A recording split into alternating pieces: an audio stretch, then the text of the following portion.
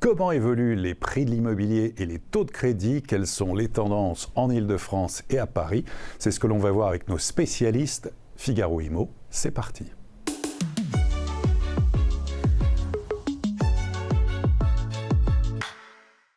Deux invités pour parler du marché immobilier, particulièrement à Paris et en Île-de-France, mais également de façon très générale. Maëlle Bernier, bonjour. Bonjour Lily. Porte-parole de Meilleur Taux. Très heureux de vous retrouver ici. Moi aussi. Yann Giano, bonjour, président du réseau La Forêt. Bonjour Olivier. Bonjour. Alors à tous les deux, dans un contexte un petit peu quand même d'incertitude économique, de manque de visibilité, de hausse des taux, est-ce que la baisse des prix de l'immobilier est bienvenue? Yann? Alors la baisse des prix de l'immobilier est bienvenue. Elle se fait un peu attendre, puisqu'on est quand même sur une baisse extrêmement contenue. Au niveau national, on est inférieur à 1% de recul des prix sur le premier quadrimestre de l'année. Beaucoup s'attendaient à une baisse nettement plus marquée, mais le manque de logement, l'absence de logement dans notre pays, le contexte de pénurie ne permet pas d'appuyer plus fortement cette baisse des prix. Maëlle Bernier, par rapport à la hausse des taux, C'est vrai que la baisse des prix, il faut savoir que la hausse des taux qu'on a connue depuis janvier 2022 à aujourd'hui, en un an et demi, il aurait fallu pour compenser que les prix baissent entre 20 et 25%. Alors on en est évidemment très très loin et surtout on en sera toujours très très loin, c'est-à-dire que... Oui, c'est une moyenne. C'est-à-dire que... Non mais vraiment c'est pour compenser, c'est-à-dire que pour être à capacité d'emprunt équivalent, donc on en est vraiment très très loin et c'est pour ça qu'on a des Français qui subissent évidemment de plein fouet cette hausse des taux. Et puis ce changement de dogme aussi avec, vous savez mieux que moi, mais des vendeurs qui ne baissent pas du tout, et puis des acheteurs en face qui sont peut-être un peu moins nombreux, donc un marché un peu coincé en fait. Oui, Yann, avant de rentrer sur Paris-Île-de-France, qu'est-ce que vous remarquez, qu'est-ce que vous observez de façon générale? Alors ce qu'on observe quand même, c'est que les vendeurs font une partie du chemin. Ils acceptent aujourd'hui, je ne vais pas dire volontiers, mais ils acceptent de revoir leurs attentes, conscients qu'ils ont engrangé des plus-values souvent significatives au cours des dernières années. En revanche, du côté des acquéreurs, le chemin ne se fait pas du tout. Aujourd'hui, les acquéreurs ont du mal à reconfigurer leurs projets, à se décaler de quartiers, de villes, à revoir des surfaces ou des projets immobiliers différents. Ils sont focalisés sur les prix de l'immobilier et beaucoup moins finalement sur leur capacité d'achat et sur l'évolution des taux d'intérêt. Alors, on va regarder avec vous quelques infographies. Tout d'abord sur le marché parisien. Alors, sur les prix, commentaire Yann. Alors on le voit, les prix parisiens reculent de manière marquée, 1,65%. On reste au sein du réseau La Forêt. Ça, c'est une évolution mensuelle, trimestrielle? C'est une évolution sur les 4 premiers mois de l'année 2023, donc depuis le 1er janvier. Prix vendu ou prix affiché? Prix vendu, absolument. C'est important de le préciser. C'est le prix des transactions, tout à fait. On reste au-delà de cette barre symbolique des 10 000 euros du mètre carré. L'évolution et l'organisation des prix à Paris est assez classique. Les arrondissements de l'Est parisien sont en deçà de 10 000 euros du mètre carré. Les arrondissements de l'Ouest parisien sont autour de 10 000 euros du mètre carré. Et les arrondissements centraux qui sont généralement au-delà de 11 500. Donc Paris résiste, mais devrait franchir sous la barre des 10 000 euros du mètre carré d'ici l'été. En ce qui concerne les biens à la vente, alors donc plus 19% à Paris sur un an. Oui, des stocks qui se reconstituent. Alors, l'effet est mécanique. On a des délais de vente qui s'allongent partout en France, y compris à Paris. Donc, évidemment, quand on prend une photo du stock à l'instant T, on a plus de logements qui sont disponibles. Maintenant, il faut remettre tout ça en perspective avec des chiffres. Une agence La Forêt avait en moyenne 15 logements à vendre en 2022. Aujourd'hui, avec 19% de plus, on est à 17 logements disponibles à la vente. Donc, on est loin d'une offre pléthorique, ce qui drive évidemment les prix. D'accord. Infographie suivante, délai de vente. Alors, 79 jours. Délai de vente 79 jours, à comparer à la moyenne nationale, 90 jours en France. On a un marché parisien qui est un peu plus fluide. Enfin, si on revient 2 ans en arrière, quel était le record? On était autour de 56 jours de délai de vente. De 56 à 79. Oui, on voit que le marché s'est quand même ralenti. Les acquéreurs sont plus sélectifs, plus attentionnés, sont également moins nombreux. Ça a été souligné juste avant. Très bien, alors on va élargir à l'Île-de-France, évolution des prix. Alors c'est l'Île-de-France hors Paris et on le voit, c'est un peu la surprise et la tendance. La région punie en termes de prix comme en termes d'activité. C'est l'Île-de-France. Les volumes de vente reculent de manière beaucoup plus marquée en Île-de-France par rapport à tout le territoire. Et les prix sont tirés à la baisse. D'un côté, par l'engouement pour cette fameuse maison individuelle. Ça continue toujours qui se freine un peu, justement, après des années d'augmentation et de maisons pressurisées à la hausse. On voit que les Français vont un peu moins vers les maisons. Il faut dire qu'il y en a moins disponibles également. Il y a toujours l'envie, mais il n'y a pas la concrétisation. Il y a l'envie, il n'y a pas la concrétisation. Il y a une offre de maisons qui est un peu plus faible. Et puis, on va dire que l'inflation a également fait son travail. Acheter une maison, la chauffer, l'entretenir, ça coûte plus cher qu'un appartement. Et concernant les appartements, eh bien, autant on est prêt à faire un effort quand on quitte Paris pour aller acheter une maison sur le prix, autant lorsque l'on quitte Paris pour aller acheter un appartement, là ça négocie beaucoup plus fort sur les prix. Et au niveau du stock ? Au niveau du stock, on voit également un stock qui se reconstitue, plus 24%. Essentiellement sur les appartements qui reviennent à la vente. Et là, on sort des enseignements post-Covid, un appartement qui n'a pas d'extérieur, ne serait-ce qu'un petit balcon sur lequel on peut mettre 2 chaises et boire une menthe à l'eau. On a du mal à trouver des acquéreurs pour des logements sans extérieur. Et les délais de vente, donc 85 jours. Les délais de vente, 85 jours, on est peu ou prou dans la moyenne nationale. Un marché qui reste quand même relativement fluide, faut le mettre en perspective avec les délais qu'on a connus au cours des dernières années. On était très très régulièrement en 2017-2018 autour de 110, 115 jours de délai de transaction. Donc le marché, même s'il s'est ralenti, il reste tout de même dynamique. Dernière chose, est-ce que vous observez, Yann, de moins en moins d'offres locatives, d'offres de location longue durée sur le marché Oui. Oui, alors le marché locatif est frappé par plusieurs phénomènes. Moins d'offres, moins 12% d'offres locatives au bout de 4 mois au sein du réseau La Forêt. Plus de demandes, plus 21% d'acquéreurs en base de données.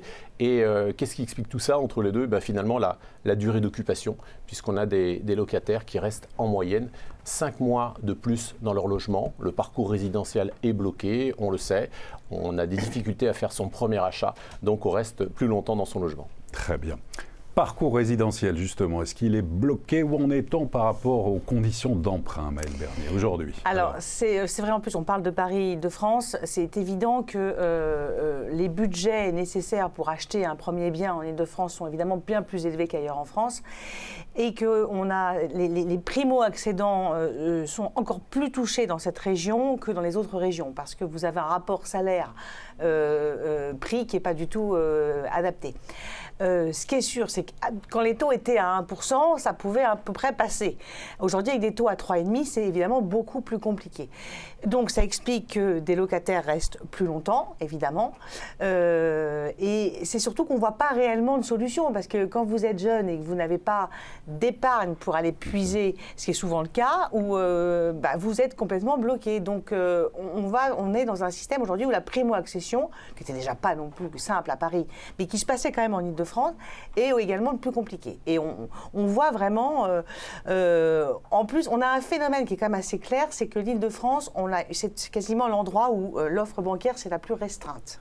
D'accord. C'est-à-dire qu'on a aujourd'hui en Île-de-France finalement assez peu de banques qui prêtent, même très peu de banques, peut-être même moins qu'ailleurs, même sur la côte ouest, on a encore des banques qui peuvent... Mais ça a toujours été le cas ou pas ça... du tout, Ah, pas oui, du tout. C'est qu'aujourd'hui, le système bancaire est quasiment bloqué puisqu'on a des banques qui considèrent qu'elles ne gagnent pas d'argent ou plus du tout d'argent sur le crédit immobilier et du coup ne prêtent plus. Mais quand je dis ne prêtent plus, c'est-à-dire qu'elles vont prêter à leurs très très bons clients, ceux qui ont beaucoup d'épargne, oui. mais en gros, elles ne sont pas du tout en conquête. Et ces grandes banques nationales étaient des gros fournisseurs de crédit sur le marché de l'Île-de-France et parisien. Donc il y a une vraie difficulté aujourd'hui pour la région Île-de-France et pour Paris à trouver des sorties en crédit. Et donc, il vous reste un peu sur le marché ceux qui sont très bien installés, ceux qui font des plus-values et qui du coup ont besoin de très peu emprunter ou même pas emprunter du tout. Et on revient à un système qu'on n'a quand même pas vu depuis très longtemps, c'est qu'on a des achats cash. C'est-à-dire des modifications. Donc évidemment, l'achat cash, c'est pas du 35 ans. Ça peut être des seniors qui revendent des choses très grandes pour acheter plus petits, qui du coup n'ont pas du tout besoin d'emprunter. Et forcément, les plus jeunes restent du coup locataires face à une offre locative qui en plus se restreint puisque certains biens sont en train de sortir du marché, puisque le diagnostic et vous savez, les contraintes de l'être sont telles qu'il faut faire des travaux. Donc vous avez des biens qui sont... Ça, est-ce que les banques sont très regardantes dessus, pour de plus en plus ? Pour le financement, en fait, si vous achetez un bien qui a une performance énergétique mauvaise, franchement, vous n'allez pas l'acheter au prix que vous achèteriez un bien parfaitement... bien noté. En revanche, évidemment, il faut être capable de valider les travaux. Et les travaux, sur un 50 mètres carrés, c'est au moins un billet à 60-70 000. Donc, si vous ne pouvez pas les financer, la banque ne suivra pas. Si vous financez, si ça fait partie du plan de financement, honnêtement, c'est pas un mauvais plan. Mais en général, ceux qui achètent les passoires énergétiques sont les gens les plus aisés, c'est-à-dire que ceux qui ont un peu de réserve pour aller ponctionner. S'il y a 20 000 de plus de travaux, ça ne changera pas la face du monde. Voilà. Alors, on va voir une infographie, justement, les taux de crédit, l'évolution. Bon, les taux à 1%, on ne les verra plus. Ah non, c'est terminé. C'est fini. C'est terminé. Peut-être que dans 3 ans, on en reparlera. Là, à horizon 6 mois, les taux qui sont aujourd'hui autour de 3,40, 3,5 sur 20-25 ans, honnêtement, sans être très visionnaire, on va être autour de 4 assez rapidement à la rentrée. 4,5 fin d'année. Voilà. Ouais. 4 en tout cas, en fait 4, et paradoxalement c'est plutôt une bonne nouvelle. Alors ça évidemment, il faut le comprendre, c'est qu'en fait ces taux qui sont à 4, aujourd'hui on a donc des banques qui ne prêtent plus parce qu'elles ne gagnent plus d'argent. Pourquoi elles ne gagnent plus d'argent ? Parce qu'elles empruntent elles-mêmes à 3%, et quand vous prêtez à 3,5, vous ne gagnez pas d'argent. Et donc, comme on a un taux d'usure, et on le sait depuis peu, qui va être révisé mensuellement, en tout cas cette prolongation de la révision du taux d'usure, jusqu'à la fin de l'année, c'est plutôt une bonne nouvelle, parce que ça veut dire que quand on va avoir un taux d'usure à 5 et qu'on aura des taux d'intérêt nominaux pour le client à 4, la banque va recommencer à gagner de l'argent. Et pourquoi c'est intéressant ? Ça veut dire que les banques dont je vous parlais, qui sont sorties du jeu parce que justement elles ne gagnent plus rien, vont revenir sur le marché. Et une offre bancaire qui se redéveloppe, c'est plutôt une bonne nouvelle, même si ça ne veut pas dire que les taux vont tomber à 2. Sur l'impact sur des DPE sur le marché de l'immobilier, quel constat, Yann ? Un constat assez large et assez divers. On sait qu'aujourd'hui, les passoires énergétiques, donc logements classés F et G, on connaît tous ces étiquettes maintenant, sont plus négociés, mais finalement pas tant que ça. C'est en effet quelques pourcents supplémentaires de négociations, tout simplement parce que dans beaucoup d'endroits, on n'a pas le choix. On sait qu'à Paris, il y a 20% des logements qui sont G, 20% des logements qui sont F. Donc déjà 40% des logements disponibles à la vente sont des passoires énergétiques. Alors les Français sont sensibles à cette notion d'étiquette énergétique. Ils sont également effrayés par les obligations de rénovation, par le surendettement dont ils vont devoir être victimes s'ils sont bailleurs, par exemple. Donc encore une donne qui est encore relativement floue. On sait que l'étiquette FG est pas la meilleure. En même temps, on n'a pas toujours le choix. Il y a des travaux à réaliser avec des entreprises qui sont insuffisante. Bruno Le Maire l'a indiqué il y a encore pas longtemps, 60 000 entreprises RGE en France, il en faudrait près de 250 000. Des travaux gagnants également qui sont pas évidents. On sait que c'est la très grande mode de la pompe à chaleur. Enfin, est-ce que c'est ça qui va vous faire gagner des lettres et des étiquettes pas évidentes? Donc une situation qui est troublée, une fois de plus, dans un contexte économique qui n'est pas le plus favorable. Alors, le contexte, on va quand même évoquer le CNR, le Conseil de la refondation sur le logement, avec notamment la prolongation du prêt à taux zéro pour l'habitat collectif dans le neuf. Est-ce que, voilà, déjà, pour vous, ça c'est une bonne nouvelle ou pas ? Maëlle Bernier. Moi, je pense que, sur le papier, ça paraît une bonne nouvelle. On prolonge un prêt à taux zéro. Sauf que le prêt à taux zéro dans le neuf, dans les zones tendues, il ne va pas y en avoir beaucoup. Parce que vu le niveau des taux, de toute façon, les candidats, ceux qui seraient éligibles, de toute façon, n'auront pas les crédits qui vont en face. Donc, ça ne va pas coûter très cher. Et on l'a supprimé, en revanche, sur les maisons individuelles. Où là, en revanche, on sait très bien que la maison individuelle, que ce soit en Ile-de-France, mais un peu partout en France, on est quand même souvent sur des jeunes primo-accédants.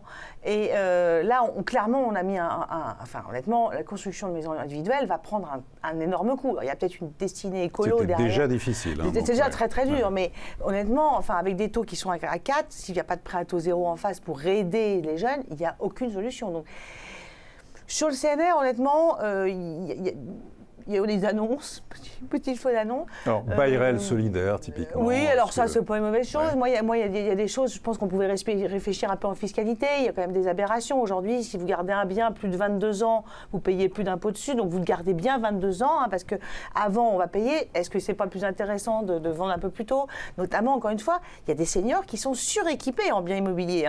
C'est eux les plus suréquipés. Parce qu'en plus, on arrive à un choc un peu générationnel où la génération du baby-boom, qui a acheté très jeune, qui a réacheté, revendu, qui a fait de l'investissement locatif, est assez multipropriétaire. Et en fait, on leur dit, non, gardez bien votre bien 22 ans, voire 30 pour plus rien payer du tout. On garde. Et il n'y a aucune fluidité. Donc, c'est des choses, moi, le CNR, bon, honnêtement, c'est un peu tout ça pour ça. On l'attendait beaucoup. Et Yann, point de vue, alors, justement, sur ce CNR. Un très bel écran de fumée. On n'en attendait pas grand-chose. Néanmoins, il y avait des mesures à court terme qui auraient pu être prises, des mesures à long terme. On voit que le logement reste une variable d'ajustement budgétaire. C'était 40 milliards dans le budget de l'État il y a quelques années. C'est 36 milliards cette année avec une trajectoire assumée à 30 milliards. Et face à ça, des recettes fiscales qui dépassent allègrement les 80 milliards. Donc il y a deux enjeux aujourd'hui qui ne sont toujours pas adressés. Le premier, c'est l'aménagement du territoire, ce qui fait que Paris est à 10 000 euros du mètre carré et que certaines régions, certains départements sont à 1 000 euros du mètre carré. C'est qu'à Paris, on a accès à près de 2 millions d'emplois. À Paris, on a accès aux 2 premiers aéroports français. À Paris, on a accès à des lieux culturels. On a accès à une quantité importante des meilleures écoles, à une quantité importante des meilleurs hôpitaux également. Donc l'aménagement du territoire n'a toujours pas été adressé et reste totalement absent du débat politique. Et le deuxième enjeu, c'est celui de la transition et de la rénovation énergétique qu'il faut mener. C'est une certitude. En revanche, c'est certainement pas aux Français de s'endetter pour payer la transition verte. L'État devrait prendre sa part de responsabilité. Donc encore beaucoup de questions qui n'ont toujours pas été abordées et qui surtout ont été écartées et éludées. Oui, donc c'est à suivre. Entre ceux qui disent finalement baisse des transactions, c'est un retour aussi à la raison, et puis certains qui disent mais finalement il faudrait que les prix de l'immobilier baissent de 20% aussi pour permettre justement à des primo-accédants ou ceux qui n'ont pas d'héritier ou qui n'ont pas hérité de biens immobiliers d'y avoir accès. Où est-ce que vous vous situez, vous Est-ce qu'il faut laisser ce marché immobilier, ces marchés immobiliers se réguler, attendre des baisses de prix encore plus importantes ? Oui, le marché s'autorégule et c'est toujours autorégulé. Je crois qu'il y a une dimension qu'il ne faut pas oublier et qui a été négligée dans le mécanisme, qui montre l'incompréhension de notre gouvernement, c'est finalement l'offre. L'offre est insuffisante avec une demande qui reste très présente. Donc on vient de le voir, les prix ont baissé de moins d'1% sur les 4 premiers mois de l'année. On n'ira pas vers ces 20%. D'ailleurs, les prix de l'immobilier en France n'ont jamais perdu plus de 7%. Oui, donc pas d'effondrement, un ajustement, il y aura comme ça des baisses, mais pas d'effondrement. Non, pas d'effondrement, un ajustement qui se fera ponctuellement avec le grand écart selon les métropoles, les périphéries ou les zones plus rurales. Maëlle Bernier, les prix, les taux sur justement c'est ça, en fait, il y a Paris, l'Île-de-France, mais il faut savoir que le marché se maintient quand même en région. C'est-à-dire que les villes moyennes sont aujourd'hui, vous avez encore beaucoup de villes moyennes où vous avez ce qu'on appelle le off-market, où les biens sont vendus, même avant même d'arriver en agence. Les agents immobiliers appellent ceux qui se sont déjà présentés en disant j'ai une maison à vendre. Alors évidemment, c'est très vrai sur la maison avec jardin, mais voilà, donc là la régulation par des prix, en tout cas la baisse des prix, moi je n'y crois pas du tout sur un effondrement. Non, pas du tout. On aura des régulations. Et puis de toute façon, on parle toujours en moyenne nationale. Donc on va avoir des endroits sur des biens qui vont s'effondrer, qui vont faire moins 10, puis d'autres qui ne vont pas bouger. Et tant qu'on ne construira pas à certains endroits où on en a besoin, parce qu'on n'a pas besoin, enfin il ne s'agit pas de construire partout, ou tant qu'on ne décentralisera pas. Alors moi je trouve que le Covid a un peu permis cette décentralisation. C'est d'ailleurs ce qui a permis aux villes moyennes un peu de remonter, même de beaucoup remonter. La carte, c'est la carte TGV, quoi. En fait, vous suivez le TGV, puis vous avez l'évolution des prix de l'immobilier. Au-delà de ces zones, c'est sûr que c'est plus compliqué. Et en fait, c'est plutôt ces zones-là qui, après l'effet waouh le jardin, les grands espaces, sont peut-être un peu plus en difficulté aujourd'hui. Quels sont vos bons conseils pratiques à tous les deux, justement, à ceux qui se posent énormément de questions en ce moment, où c'est pas évident de se lancer dans l'aventure immobilière? En quoi faut-il être particulièrement attentif aujourd'hui quand on veut vendre ou acheter un bien immobilier? Yann? Alors, première chose, quand on veut vendre, le premier conseil, c'est de se mettre réellement au prix du marché, c'est-à-dire au prix auquel les acquéreurs sont capables de financer. On a lancé il y a quelque temps une opération qui vise à aider les vendeurs à ramener leurs prix plus proches des prix du marché lorsque leurs biens sont commercialisés depuis plus de 45 jours et qu'ils ne sont pas au prix du marché. Ça s'appelle les prix bleus. Et en contrepartie d'une baisse de prix, on donne beaucoup plus de visibilité au logement. On a aujourd'hui à peu près 20% du stock de biens à la vente au sein du réseau La Forêt qui a fait l'objet de ce label prix bleu, avec un recul moyen du prix de vente de 6%. C'est extrêmement conséquent. Donc beaucoup de vendeurs ont compris ça. C'est le premier conseil aux vendeurs. Côté acquéreur, alors deux catégories. Les primo-accédants, ça a été souligné par Maëlle à l'instant. Les primo-accédants doivent faire le bon calcul. Et le bon calcul, c'est certainement pas d'attendre que les prix baissent. On l'a vu, on en a parlé, les prix ne dévisseront pas. En revanche, ce qui est certain, c'est que les taux d'intérêt vont continuer à grimper. On a l'habitude de dire qu'un point d'augmentation des taux d'intérêt, c'est 10% de perte de pouvoir d'achat. Donc il faut y aller tout de suite. On a encore des taux qui sont quand même très bas, entre 3 et 3,5 selon les dossiers. Et puis pour les investisseurs, même si l'investissement locatif est un peu plus compliqué, un peu brocardé par nos gouvernants, c'est encore aujourd'hui une valeur sûre qui permet de se constituer un patrimoine, de se constituer un complément de revenus pour la retraite. Donc surtout pas renoncer à ces projets. C'est ce qu'on voit dans nos agences des Français qui ont toujours une pierre ou une brique dans le ventre est très attachée à l'opération immobilière.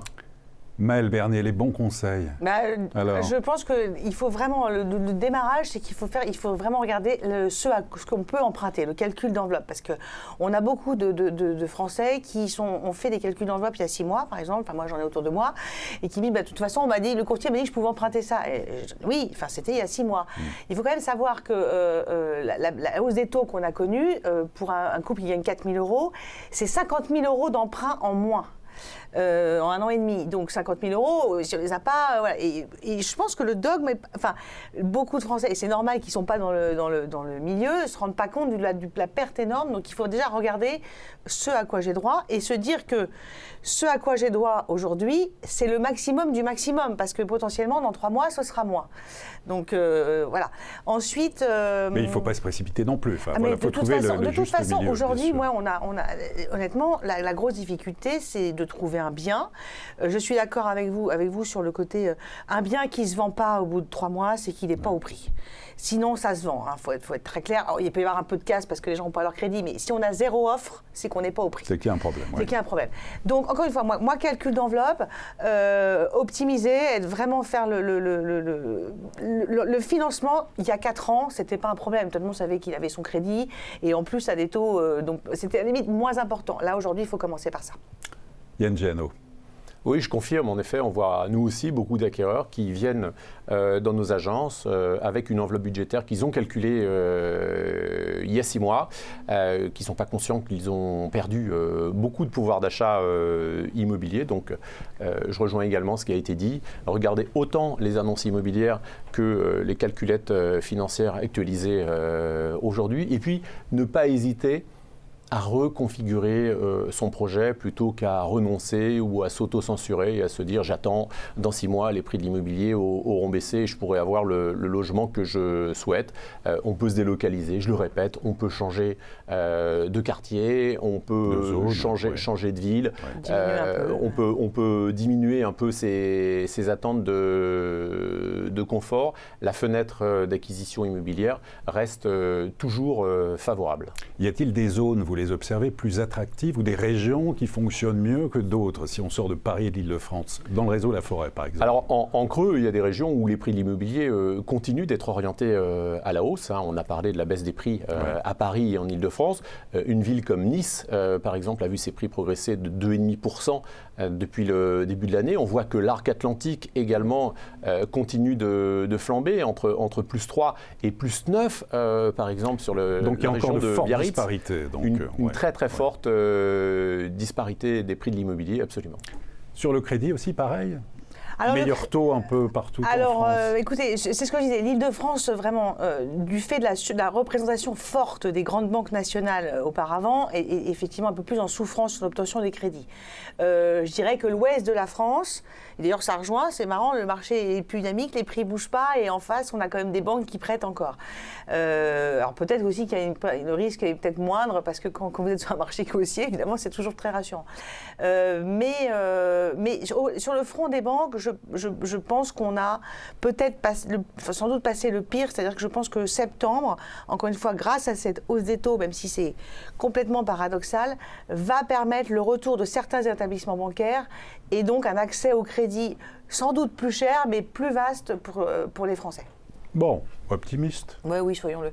Oui, optimiste. Alors, je reviens sur le financement. C'est vrai qu'on l'observe. On voit que les banques régionales et les banques coopératives prêtent, font leur travail, là où certaines enseignes nationales attendent des jours qui leur soient plus favorables. C'est aussi parce qu'elles doivent aller chercher sur les marchés un peu plus de financement et du coup elles empruntent plus sur les marchés. Oui. Voilà, c'est pas uniquement un blocage volontaire. Bon, on peut en tout cas engager les acquéreurs aussi à ouvrir leur choix à d'autres enseignes pour aller rechercher du financement peut-être.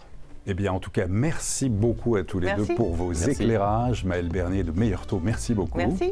Yann Géano du réseau La Forêt, merci infiniment. Merci beaucoup. Et à très bientôt pour une prochaine édition de Figaro Immo.